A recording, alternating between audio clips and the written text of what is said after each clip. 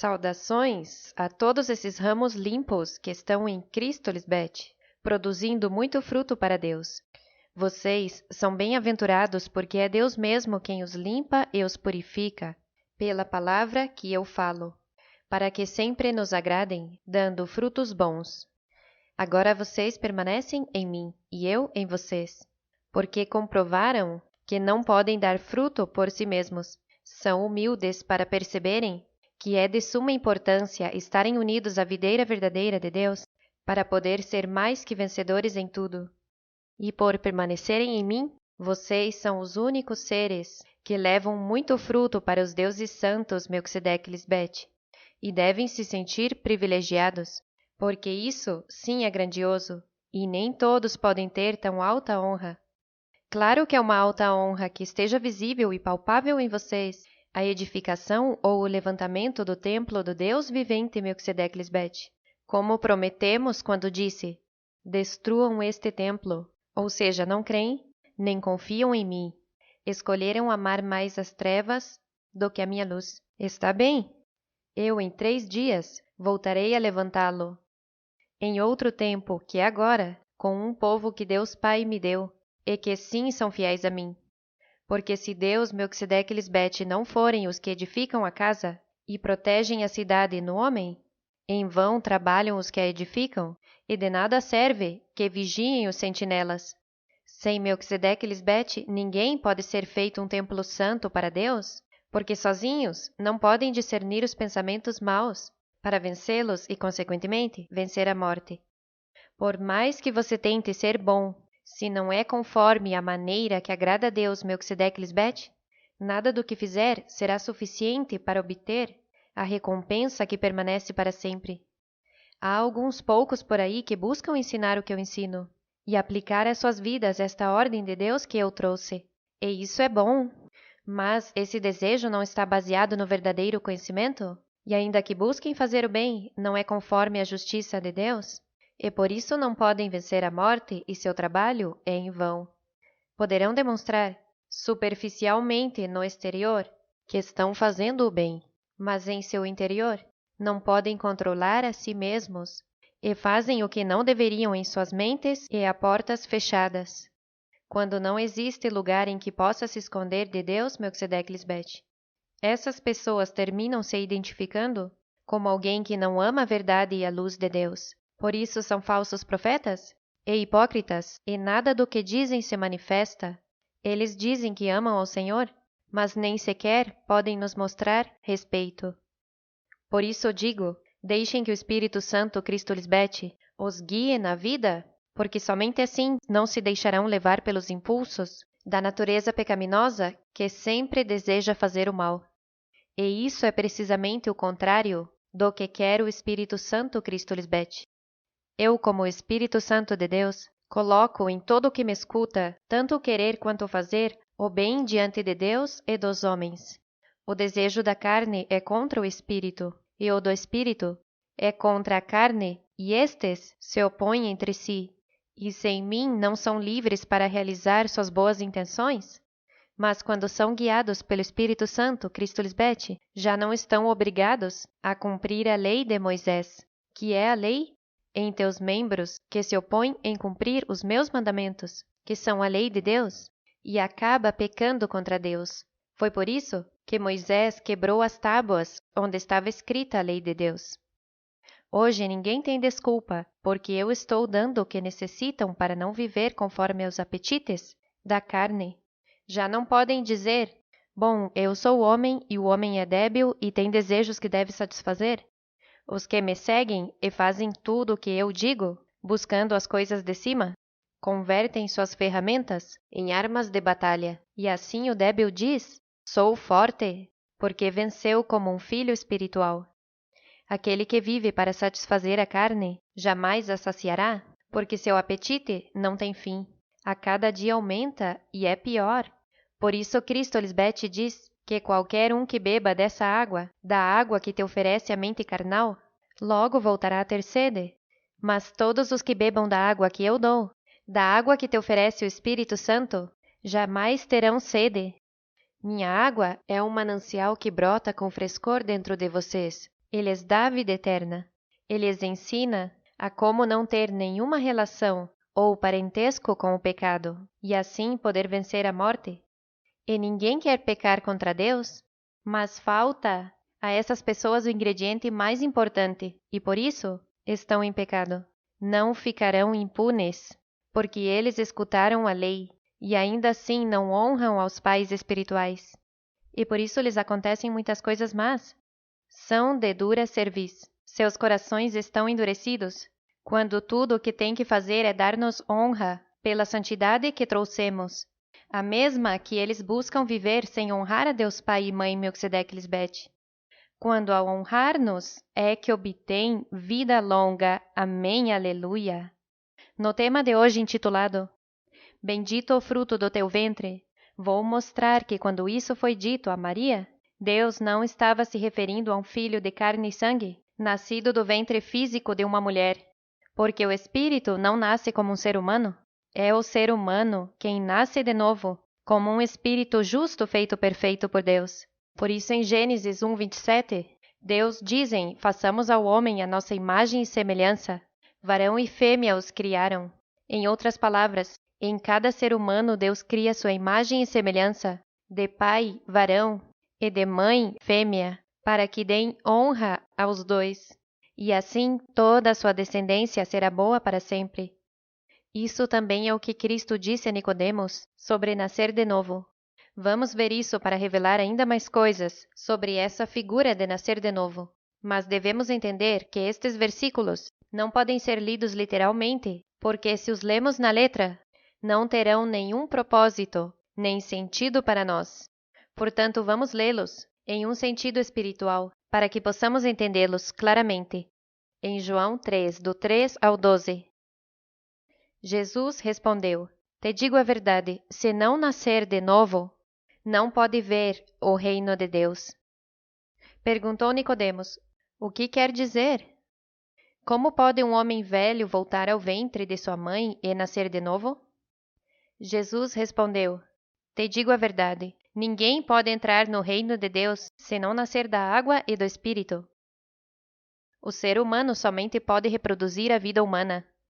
Veem que é o ser humano aquele que se reproduz? Mas a vida espiritual nasce do Espírito Santo.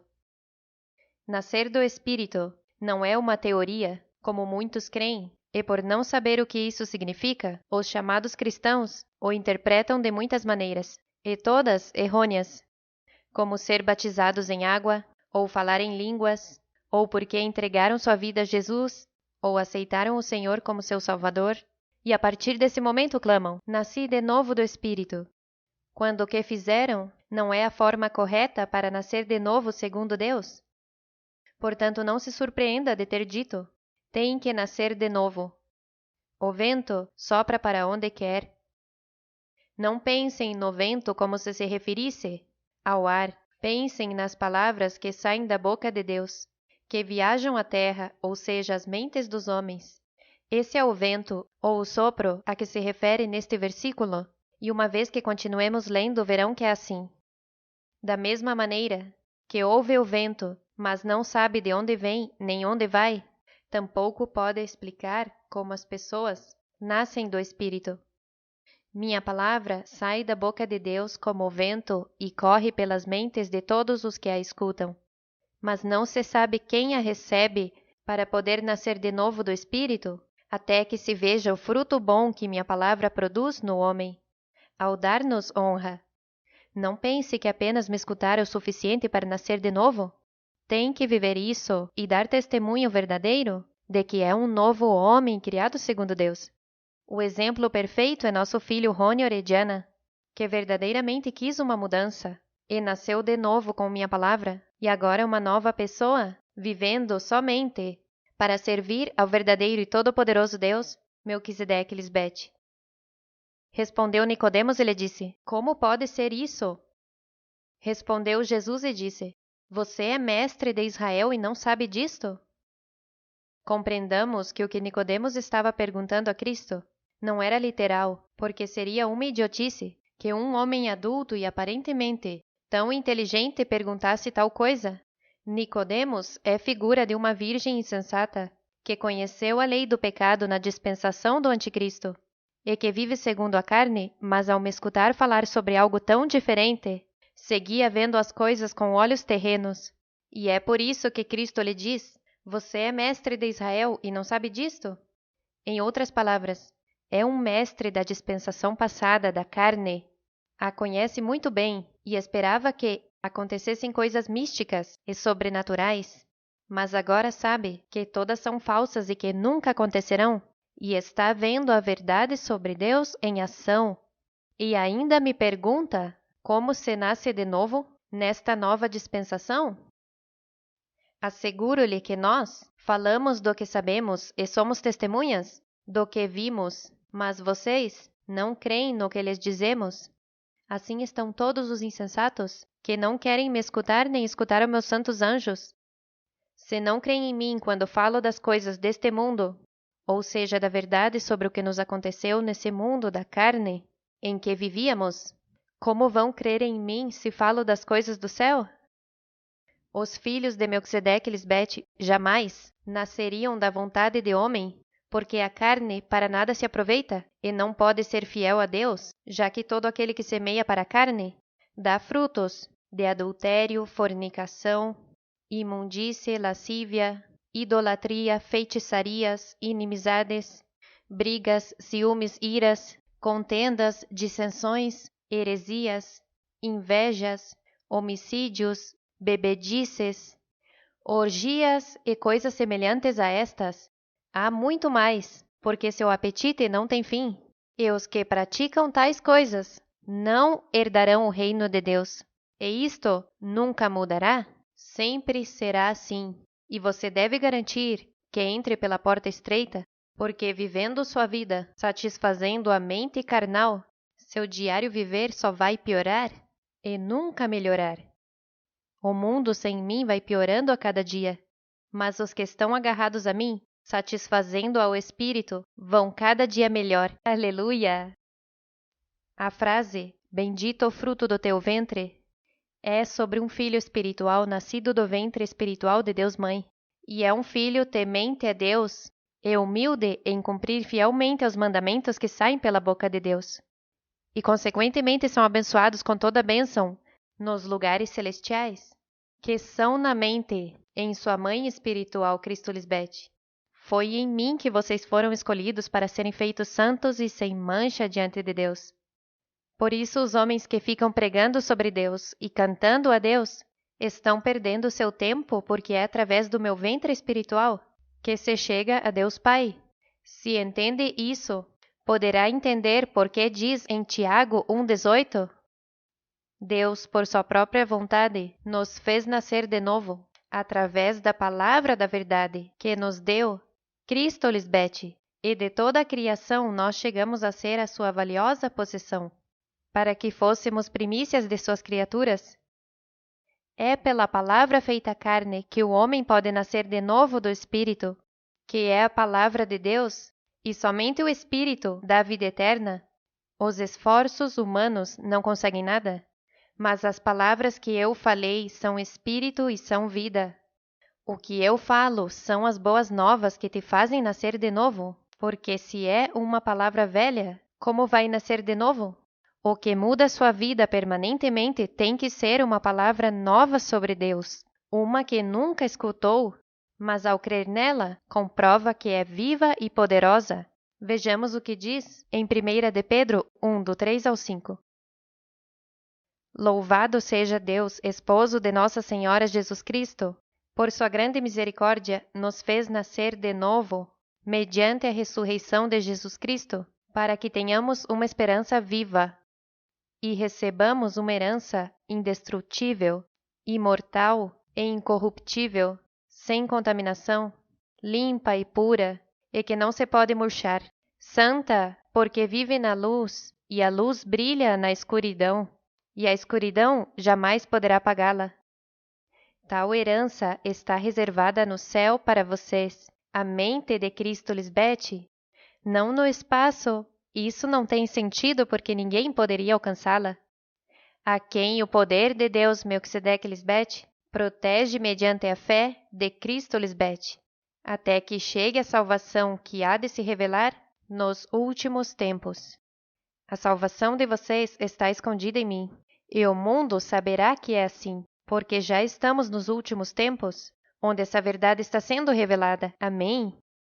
Continuemos este interessante tema lendo o que aconteceu quando Deus fala com Maria, uma jovem virgem que estava comprometida com um homem que se chamava José. Mas lembrem-se que essa história é outra figura e deve escutá-la com seu ouvido de ovelha, para que possa entender a linguagem figurada de Deus, que fala a sabedoria personificada. Vejamos em Lucas 1, do 28 ao 38. O anjo se aproximou dela e disse: Saudações, mulher virtuosa, cheia de graça, muito favorecida. Isto me lembra quando seu pai falou comigo pela primeira vez e me disse: Mulher virtuosa? E eu pensava que estava me dizendo que buscasse esses versículos sobre a mulher virtuosa. Mas é assim como ele me chama sempre, que beleza! Tu que recebeste o favor de Deus, o Senhor está contigo. Ante estas palavras, Maria se surpreendeu e se perguntava o que poderia significar esta saudação.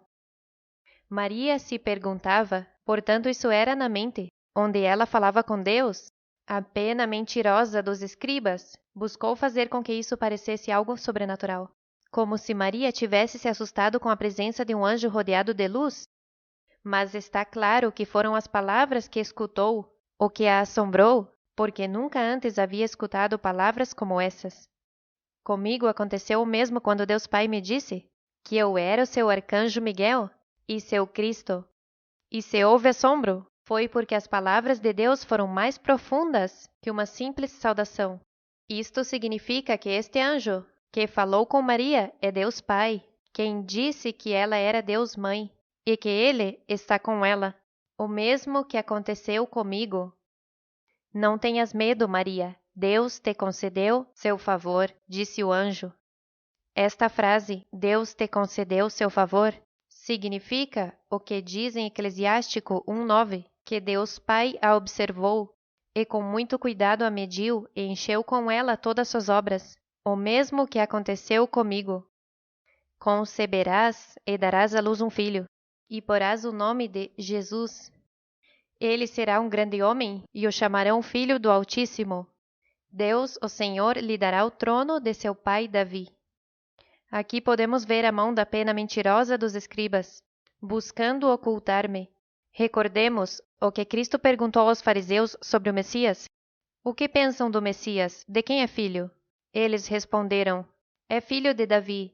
Jesus respondeu: Então, por que Davi, enquanto falava sob inspiração do Espírito, chama o Messias de meu Senhor?